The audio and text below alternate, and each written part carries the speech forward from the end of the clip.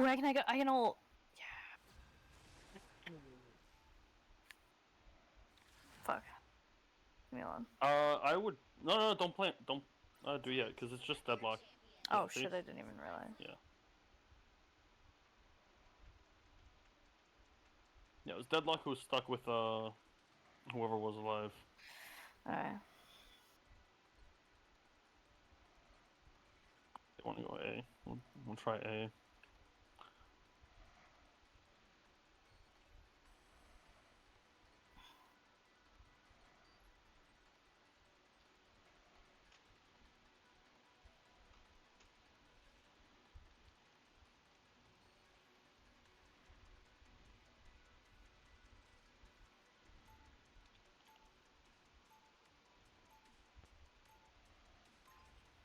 Good shot, Clove. These powers fascinate me. I must learn more.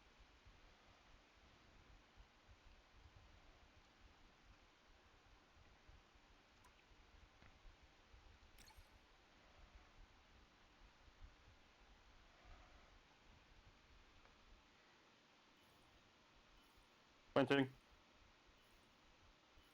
Okay. Should I ult?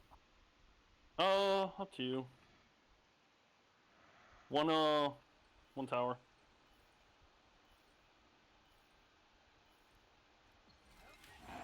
Looks like we're ready to go to battle. No! How did I not get him? My turn. Damn. You're not ready for this trip. Yay.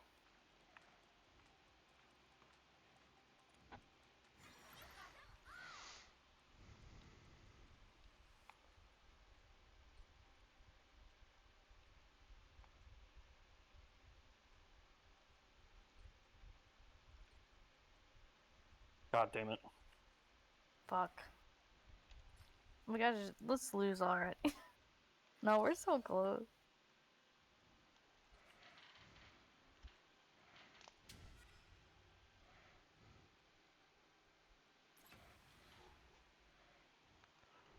I think every time we've gone A, we just lose. Yeah, I hate A. Just don't go A. Yeah, but I our don't team like A. needs to go A for some reason. It's a requirement. I don't. You sure about that? Yeah, our entire team is A. We're all B. Wait, Taylor, don't push yet. I was gonna say, Ah! She's right there. yeah. I'll say either let them come to us. Do you want to watch up there? Sure.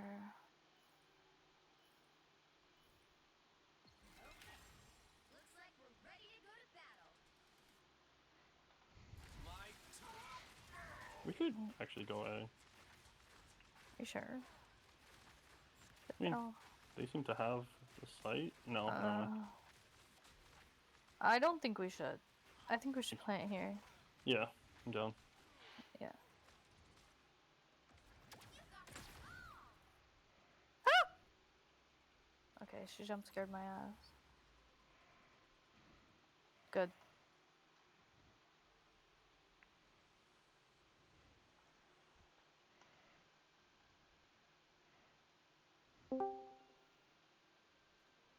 Yeah, Dylan. Hello. What's up? Yo, Hello. what's occurring? Nothing Me and much. Lucas are still in one game of Valve. That's still not the same game. I Hello. am. It's going well. I'm Evan, playing the picture you Marvel sent, Rivals TFT. is that the One Piece granny from Sky Island? Yeah, that's that's who Taylor shares her birthday with. I was looking at a website that tells you what anime characters have what birthdays are what. So Oh yeah. for Taylor, this is the only like character that any of us might recognize because Nice. all the other animes I don't know. That's funny. Yeah. Here, let me go. Let me pull that Nice, website back up. Lucas. Better. Holy shit.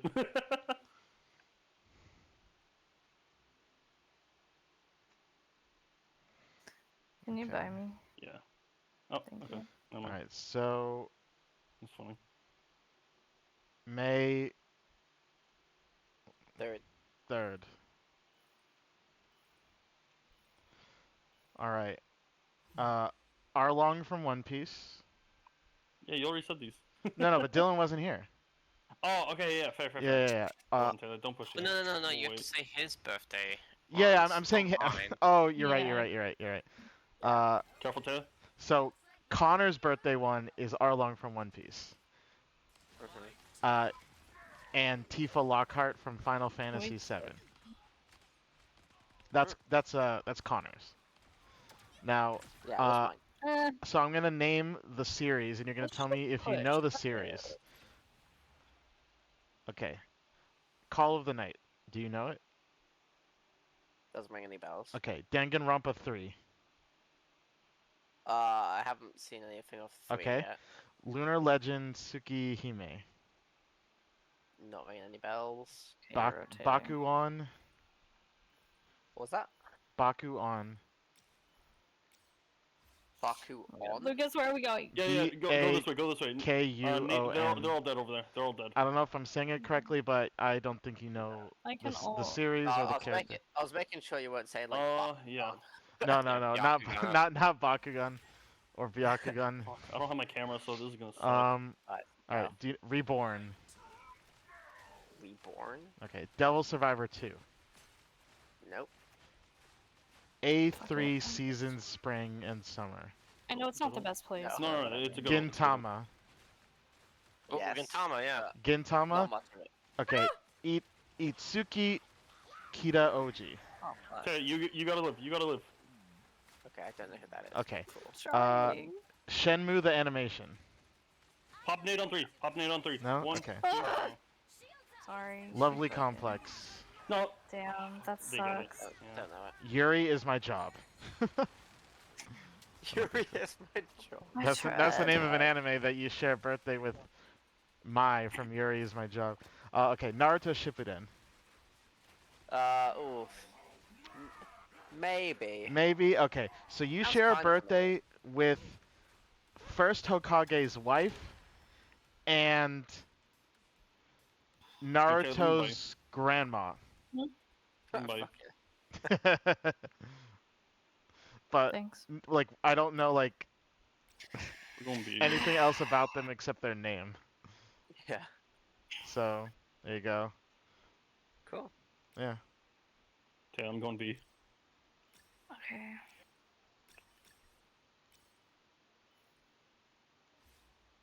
I just. Oh my. Fuck you, Neon. You guys made Val. Connor's They not are. Let's finish playing with yet. this one, probably. And we can do some repo if anything. Okay, Damn. what's Chanel's birthday? Does anyone remember? September I something. do. 11? Okay, yeah, let's see who's No. born on September 11. Just for the funsies. September 11 in anime. Okay. I don't know any of these characters. Rush B. Anyone watch 13th Kuroko Basket? Yeah. Shinji Kogane from Kuroko's Basket is born Yeah, on it's like a rich 9/11. dog. Does it have a picture or Yeah. He looks like a derpy guy. looks like a derpy guy? What color's hair? Brown. Alright, side character. Cool. Side character. Yeah. This guy's born on 9/11. Slay. I got this. Okay, don't worry about it. All me. Okay. Yeah, the rest is anime that I'm pretty sure none of us know. Doesn't Dylan watch like a ton of anime? Yeah, okay. Dylan, I'm gonna Well, name might know. anime names. You tell me Kind of, yes or yeah. no. Alright, go for it. Okay, you want to Okay. see something? Yeah. Hold on one sec. Okay. What are you doing? Nura, Rise of the Yokai. No. Dream Festival. No. Darwin's Game. Yes. Gee. Bandakun. I want this game to be over. No idea who that Same. is, but cool. It looks like a I've seen panda. I've seen it I mean, so many years ago. It's an so- even game. Okay, so this guy is also born on 9/11. One sec. gonna copy paste it. Okay. Oh, yeah. All right. Fighting Spirit. No. Yowamushi Pedal. No. Alien 9. No. Okay.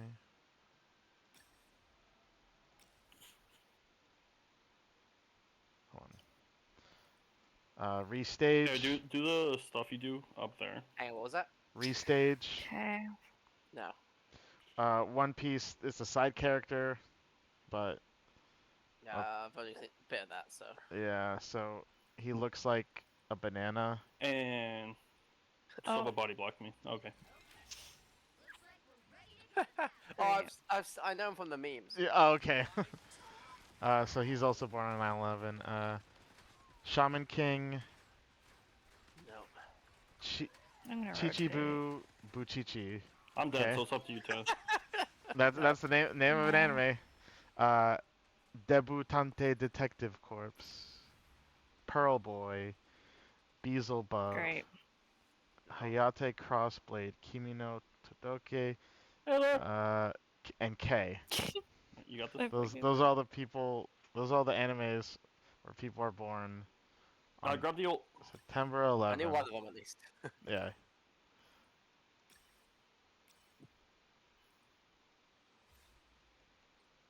Pop it in that corner. Yeah. I didn't mean to do that. Okay. Lucas, what's your birthday again? I'm gonna show Dylan yours. March 30. March 30. Oh, nice try. Okay, so out of Lucas is born. Shares a birthday with Eren Yeager from Attack on Titan. The game's finally right. It's over now. Yeah. The Yeah. blue-haired girl from Neon Genesis Evangelion. And then a bunch of Alright, other we finished animes here. that I'm pretty sure we don't That know. game sucked. Damn, I wanted. Oh, to play Gray with Road Connor. from Seven Deadly Sins. Oh. Yeah. Alright, what are we Sad. playing? Connor, you here? I'm here. Okay. Alright, bear with. Alright, let's see who. Alright, so, and then for me, Hmm? it's, no one that we know. Connor, you got your except tea, right? for. You what? You got your tea? Tea? Yeah, you do. Should have got that Apple mug with had. should have got that mug with the lid on it. Keep it warm. Maybe this will answer. Ew, Dylan has tea. I didn't like that. Alright, Dylan, I share a birthday with It's difficult because it's quite hot. the is she the teacher from Neon Genesis? The alcoholic woman. Yeah. I share a birthday with that one. Oh, nice. Yeah. Did I sound fun, you guys? The alcoholic woman. But everyone knows what I'm talking about. Yeah. What's a holiday? She's not an alcoholic. Her blood just has so much alcohol content that now she is Right. alcoholic. Yeah, she is. You consume her. She has some blood in her alcohol stream. Who's hosting? Who usually hosts Connor? No idea. Let's say Connor. You know, sometimes it's nice to get the answers. So I've got 5 cases from BuzzFeed Unsolved that are now solved. Starting with the bizarre case of Eliza Lamb, who was found dead in the water tank on the roof of the Cecil Hotel in 2013. Eliza left her home in British Columbia and took a trip to California in January 2013. She posted photos to social media and was seemingly in good spirits. She then checked into the Cecil Hotel near downtown Skid Row. She was initially given a shared room on the hotel's 5th floor. However, her roommates complained. When me and Connor played this earlier, we both had pretty much a gun each. Connor had the trank. Eliza was leaving Nah, notes for just a the ring gun. light that said "Go home The when you're tracks. away." Fun, She was but locked tricky. into the room and require a password for entry. During her stay at the Cecil Hotel, she would also So you make could her have way to a done live things taping for of limited Conan in times. Burbank. Connor, thanks She for was hosting. escorted out for disruptive Yeah. behavior. Thanks for Eliza hosting. contacted her parents Hosting daily what? while traveling up until Wrap up. about January Oh, don't 31st, read right now. 2013, the Yeah. day she was scheduled to check out of the Cecil me, Hotel and leave for Santa it's gonna be Cruz. menu. But when her parents didn't I hear haven't from her that opened a day, game. they called the LAPD. Dude, the train gun's so Police good. searched the hotel to the Yeah, extent it's that they great. legally could. They searched Eliza's room We and should had definitely try dogs to go get that through the next time. building, including the rooftop. The dogs were detecting scents, but they just couldn't find Eliza. Then about 2 weeks later, on February 13th, back. the LAPD released a video Welcome of the back. last known sighting What's- of what's the Eliza plan? taken in one of the Cecil's elevators. Repo. You've probably seen this video before, but in the 2.5 made minutes that Eliza's little seen in of the it. elevator, she makes several weird gestures and movements. Big. She You appears get to an press every invite, button and on the elevator you get panel. an Don't give me She one. looks Fuck down the you. hallway. You get an and leaves invite. the elevator at one point Kevin, while you its playing? doors remain open. Playing what? The doors fail to close after she returns. She leaves Repo. the elevator again. Repo. Oh, you Now, guys are playing this caused Repo? the internet to come up Yep. with Yeah, theories we're that switching. I thought you guys collectively were lowered in the Val. average IQ of the human race. Oh, Like no, demons only were mean, chasing like, her this or one. fucking I ghosts. can if join she was after playing the I, elevator game. Just some bullshit about an you elevator join taking halfway you to through? a different I don't dimension remember. or something. Oh, But yeah. let's just Yeah? come back to reality. Then I'll just let you know when I Uh, finish my game. I'm like not close to being done. Cause I didn't hear you guys say Repo, so I will join later. But I'll stay in Discord for now if you guys want to mute. And I'll just let you know when I'm done. Or leave your game now. No, I'm. It's The- only an emote. You don't need it. It's Think Mark Think, I have to mute. but Ultron. Yeah, you don't need it. It's You don't Ultron need, saying you don't need Think. pop culture reference. I'm this far. Just let me. Alright. Yeah. I'll let you know when I'm done. Ready to put on a show. Kevin, dibs on the color red. Okay. Pulse charge, fire! It's the grand finale. I am ready to put on a show. Pulse charge, fire!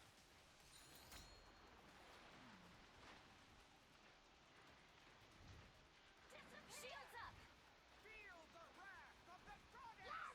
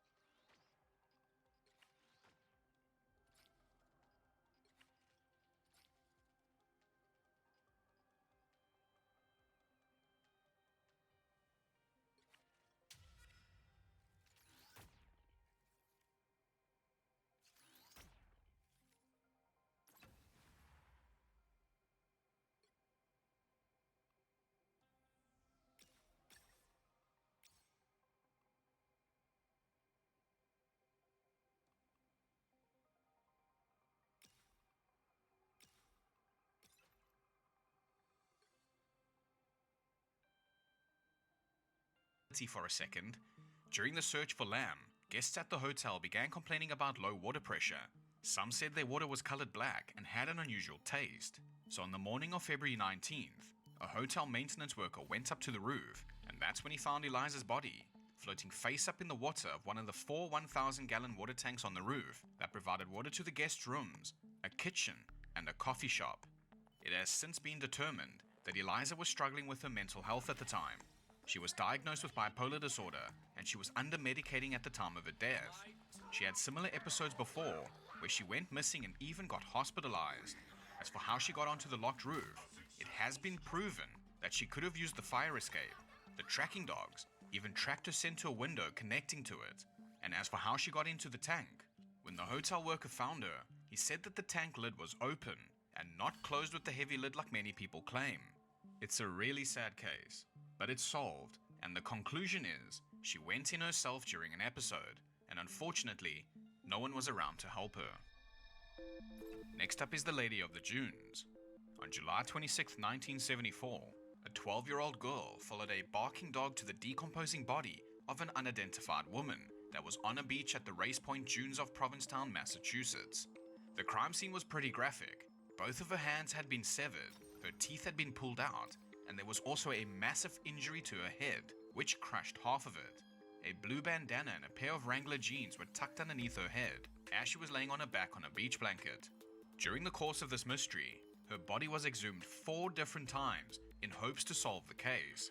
And finally, on October 31st, 2022, the FBI announced that the victim had been identified as Ruth Marie Terry.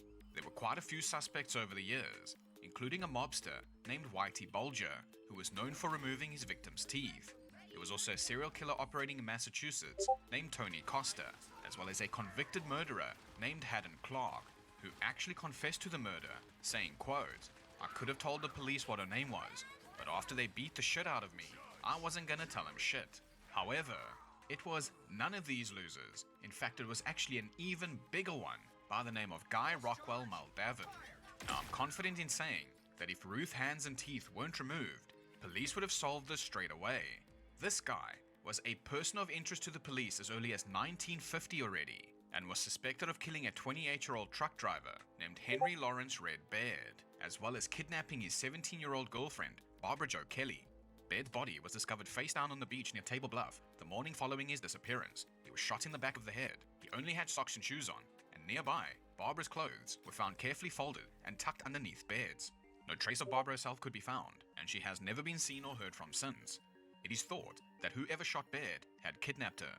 Then on April 1st, 1960, Muldavan's second wife, Manzanita Ryan, as well as her daughter from a previous marriage named Dolores, both mysteriously disappeared while they were living in Seattle. Investigators found dismembered human body parts in Muldavan's septic tank, but were unable to prove that they were from either of the missing women.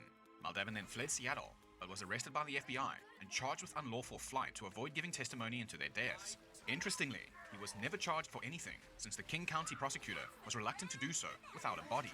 Now, after the Lady of the Dunes was identified, the police discovered that Ruth Marie Terry had actually been married to, you guessed it, Guy Rockwell Muldavan.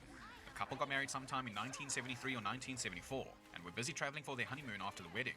But when Muldavan came back home without Ruth, and he was driving her car, witnesses at the time said Muldavan indicated to them that Ruth had died. But when Ruth's brother tried to find out more, Muldavan apparently just told him that he had a fight with her during the honeymoon, and he never heard from her again. Muldavan then moved to Chihuahua, California, to a small community near Salinas around 1976. He would then retire in 1985 from his job as an executive vice president of a silver store on Rodeo Drive, Beverly Hills, and die of a lengthy illness in Salinas, California on March 14, 2002. So despite all the awful things he did, he seems to have undeservedly lived a nice life.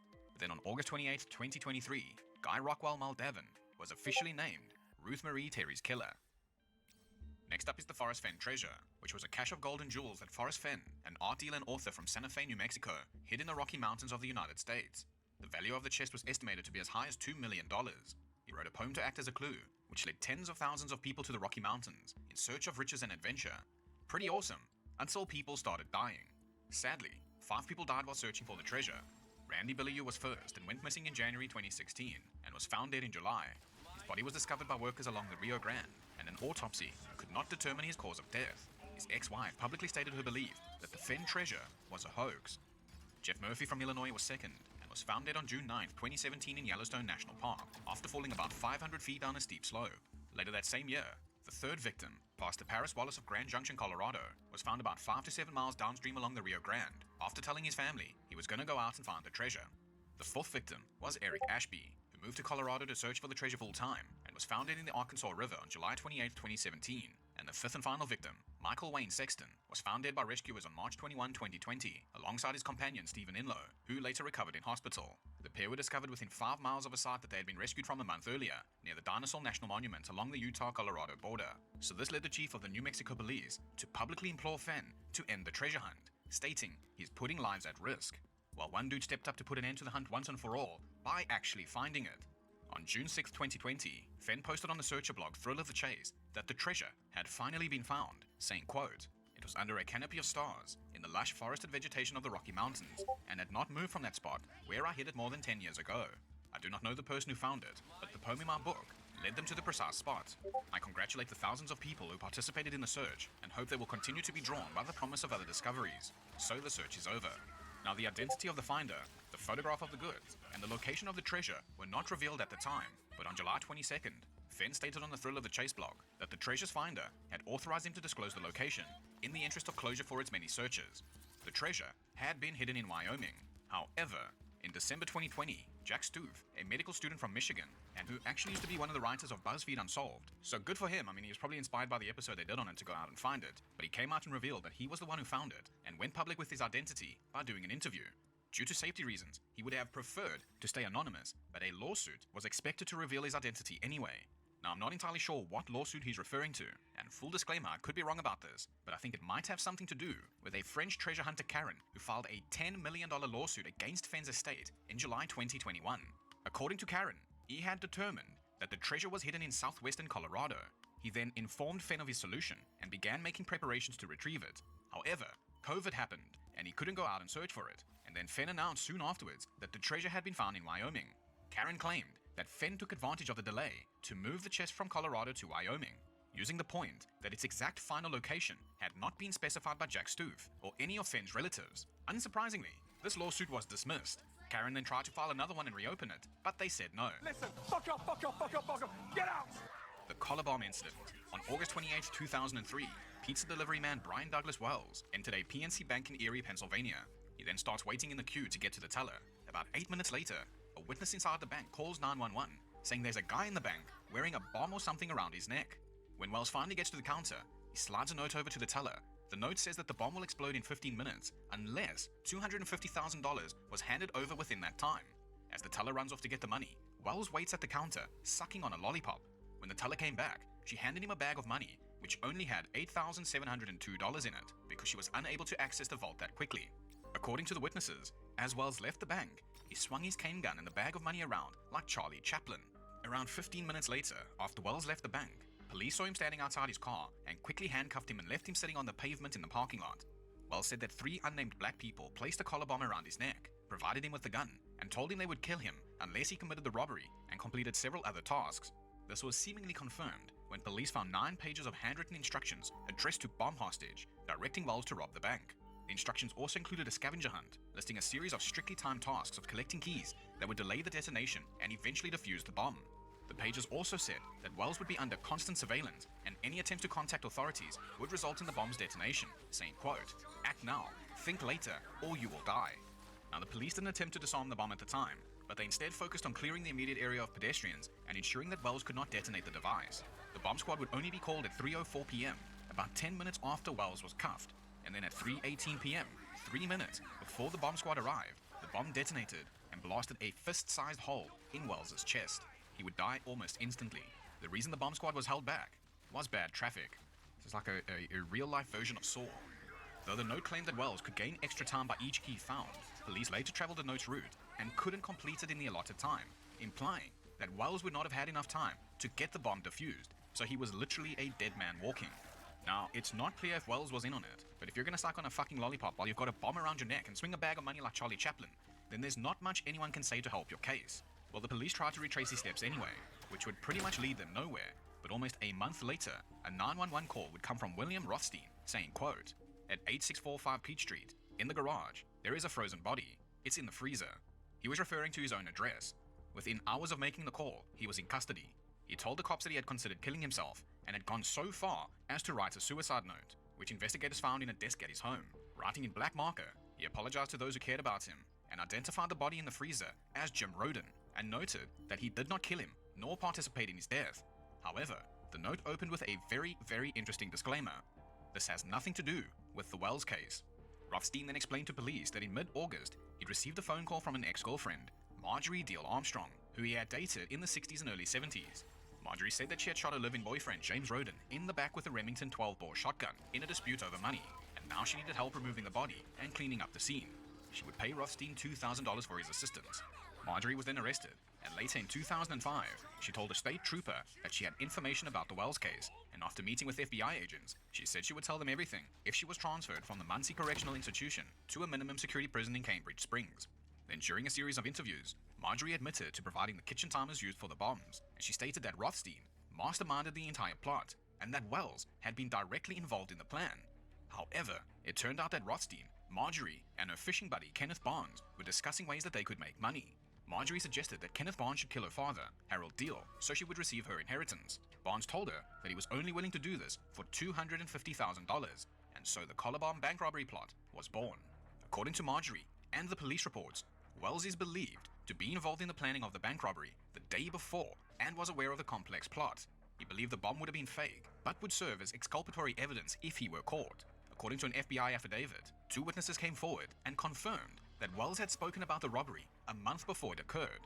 Wells was also seen leaving Rothstein's house the day before the incident, and investigators believe that he participated in a rehearsal.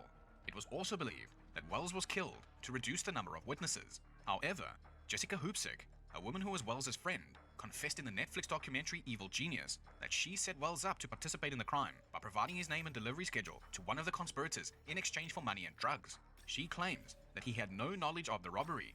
Now, I don't know, I can't see why she would lie about that unless Netflix paid her to. I mean, Brian Wells is gone and he cannot come out and defend himself, so why would Hoopsie come out and admit that? Maybe because it's true, and Wells was what she described him as, a gopher. And our last one for today is the murder of Tupac Shakur. On September 7th, 1996, Tupac was shot in a drive-by shooting on the Vegas Strip. The driver, Marion Suge Knight, was only hit by bullet fragments, but Tupac was struck 4 times and died from his injuries 6 days later. A Crips gang member named Orlando Baby Lane Anderson became a prime suspect, but denied being involved and was never charged. Then Orlando himself would also be killed in an unrelated gang shootout in 1998. Then 6 months later, Christopher Wallace, better known as Biggie Smalls, was also shot and killed in a drive-by shooting in Los Angeles.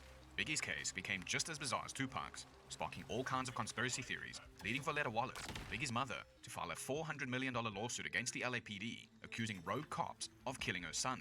The lawsuit threatened to bankrupt the police department, with Valletta stating that it had nothing to do with dollars and cents, it had to do with honesty, integrity, and a cover-up.